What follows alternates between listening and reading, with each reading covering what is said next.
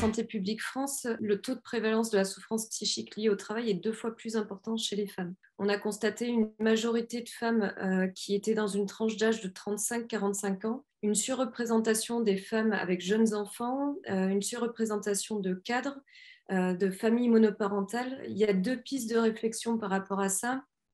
Il y a à la fois l'articulation de vie privée, vie professionnelle. Les causes du burn-out, en fait, elles sont souvent beaucoup plus multifactorielles chez les femmes.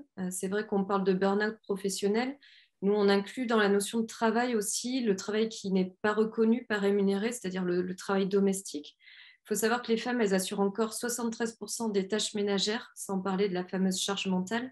Et puis, il y a également une autre réflexion à avoir sur les conditions d'emploi, notamment dans les métiers à prédominance féminine. Les métiers à prédominance féminine sont plus des métiers de l'assistance, du soin, de la coordination, où les compétences sont plus difficiles à mettre en valeur et ce sont souvent des professions sous-valorisées. Le moment de la maternité, c'est notamment un moment crucial dans le parcours professionnel. C'est là où les inégalités professionnelles qui préexistent souvent en début de carrière vont se creuser. Donc, il y a déjà une problématique de reconnaissance. Mais également, quand on a une mère qui reprend le travail après 2 mois et demi d'arrêt, les enfants souvent ne font pas leur nuit, les capacités de récupération sont moindres. Donc, c'est vraiment un moment, la maternité, qui est extrêmement compliqué à gérer. Donc voilà, donc on se rend compte qu'en fait, les inégalités professionnelles, les inégalités intrafamiliales, les formes d'organisation du travail, les caractéristiques d'emploi des femmes sont des facteurs aggravants en matière de burn-out. Parler du burn-out, en fait, c'est parler de souffrance au travail, c'est-à-dire qu'on va parler d'une expérience vécue par une personne dans sa relation psychique et physique au travail. Un élément important à comprendre là-dedans, c'est que la souffrance au travail, ce n'est pas une affaire uniquement individuelle, c'est aussi une question collective. Et que la souffrance au travail, elle va surgir lorsque, en tant qu'individu, je me heurte à des obstacles qui me paraissent insurmontables, et ce, après avoir épuisé toutes mes ressources pour pouvoir améliorer l'organisation réelle de mon travail.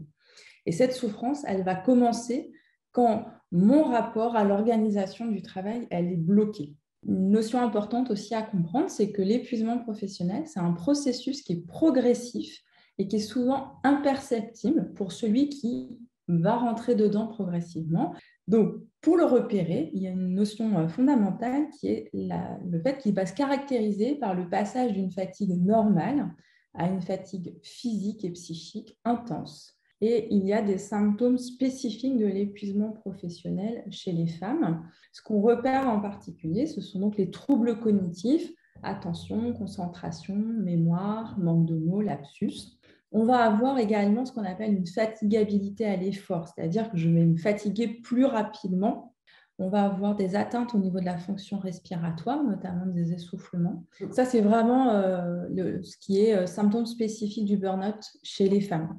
De façon générale, hommes-femmes. Sur le plan physique, on va avoir des douleurs au niveau de la tête, des douleurs généralisées, des troubles digestifs, troubles du sommeil. Au niveau comportemental, irritabilité, l'accès de colère. Sur le plan psycho-affectif, vous avez l'expression d'un vécu d'usure, échec, impuissance, le fait de ne plus pouvoir avoir un sentiment de maîtrise sur son activité professionnelle. Je voulais d'abord témoigner de mon propre burn-out. J'étais en fait quelqu'un de très investi dans mon travail. Le stress me permettait d'être performante, donc c'était quelque chose avec lequel je vivais. Et puis je jonglais tant bien que mal entre mon travail qui était très exigeant et ma vie de jeune mère.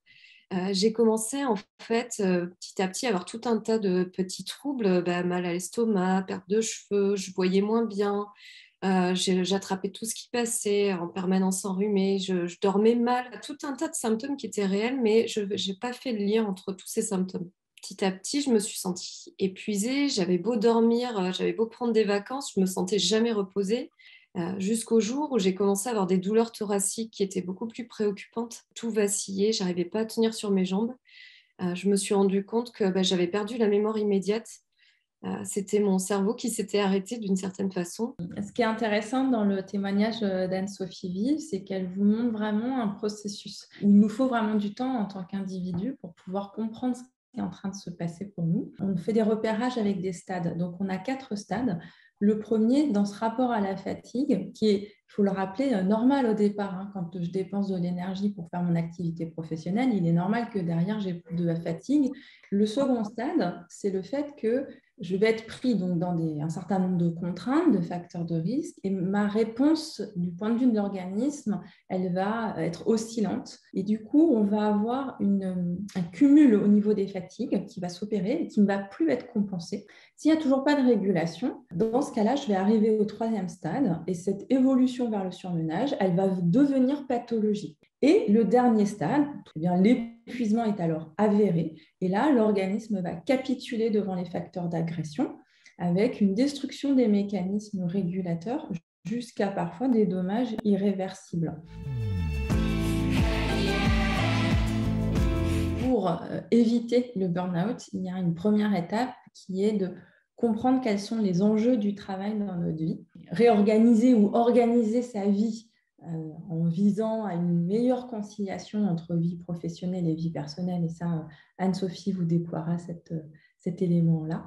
Ce qui est important, je pense, c'est voilà, de ne pas tout investir dans le travail. C'est-à-dire qu'au bout d'un moment où quand le travail prend trop d'importance, eh bien, on laisse tout ce qui va être hobby, famille, autre chose sur lesquelles on peut se raccrocher et qui peuvent être des ressources en fait par rapport à l'épuisement. Et puis aussi, je voulais insister sur le fait que de lutter contre la porosité entre vie privée, vie professionnelle. C'est-à-dire que on a des téléphones en permanence, on est connecté en permanence, le travail s'immisce chez vous en fait.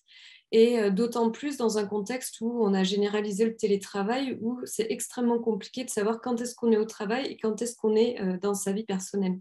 Et puis aussi, c'est très important d'avoir une prise de recul en se faisant aider. Parce qu'à un moment donné, on ne voit pas ce qui se passe en fait. On est dans un train à 300 km/h, on voit le mur en face, mais on ne sait pas où est le frein, on ne sait pas comment en sortir. Tout le monde nous dit de sauter, mais on ne peut pas le faire. Et donc, il y a vraiment besoin d'être aidé par quelque chose, par quelqu'un d'extérieur. Les acteurs sur le plan de la santé classiques sont le médecin traitant, éventuellement psychiatre s'il y a besoin en fonction de la symptomatologie présente. Après, les psychologues qui sont spécialisés en psychopathologie du travail. Également, on peut faire appel à certains paramédicaux tels que les kinés, les ostéos. Un acteur incontournable en intra-entreprise, c'est le CSE. En complément, on va voir la médecine du travail. On aura tout le pan du soutien social, les amis, les collègues, la famille, les associations. Ce sont des interlocuteurs vers qui on peut se tourner. Le nombre de burn-out a augmenté et continue d'augmenter chez les salariés français. Le nombre de burn-out graves en particulier a augmenté de 25%. On a environ 2 managers sur 10 qui seraient actuellement en épuisement professionnel. Cette augmentation de cas de burn-out sévère, elle s'explique notamment par la durée de la crise sanitaire. Les femmes, elles sont plus impactées par le contexte de la crise sanitaire, en particulier en termes d'épuisement pro. On a des chiffres à hauteur de 44% des femmes en détresse psychologique, alors que les hommes vont être à 33%. La charge de travail, au travail, elle s'est ajoutée à la charge mentale quotidienne. Et donc ça, c'est un élément qui pourrait expliquer cet écart entre hommes et femmes. Donc, ce contexte de crise sanitaire, en fait, il met en avant les inégalités intrafamiliales. Par exemple, les femmes, elles ont moins souvent une pièce dédiée pour travailler à domicile. On avait 26% pour les femmes et 48% pour les hommes. Et puis, les métiers à prédominance féminine sont plus exposés et ils sont plus sollicités par la crise. Donc, ce sont des facteurs supplémentaires en termes de possibilités ou de risques de traduction sous forme d'épuisement professionnel. L'association Elburn, elle vient en aide aux personnes en burn-out, en particulier les femmes. Et donc, on les aide tout au long de leur reconstruction en vue de leur réinsertion socio-professionnelle. L'association, en fait, elle est née d'un collectif d'entraide entre femmes en burn-out sur les réseaux sociaux. L'association, en fait, s'est structurée sur un dispositif mixte de pairs aidance. C'est-à-dire que toutes les bénévoles en fait sont en cours de reconstruction post-burnout et on a associé des professionnels de santé, mais aussi des professionnels du droit, de la réinsertion professionnelle, du social, pour avoir vraiment une démarche pluridisciplinaire.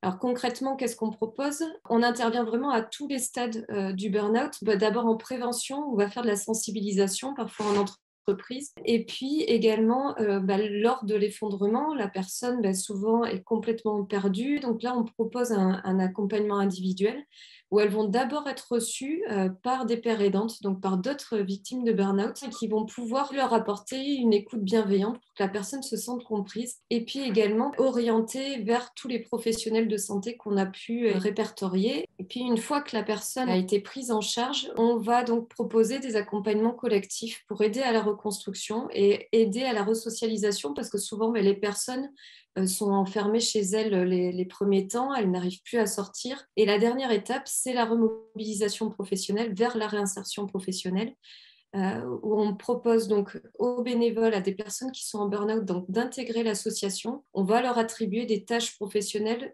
sans responsabilité pour qu'elles se refamiliarisent avec le travail dans un contexte sécurisant et bienveillant. Et là, on est allé plus loin grâce notamment au soutien d'Aesio.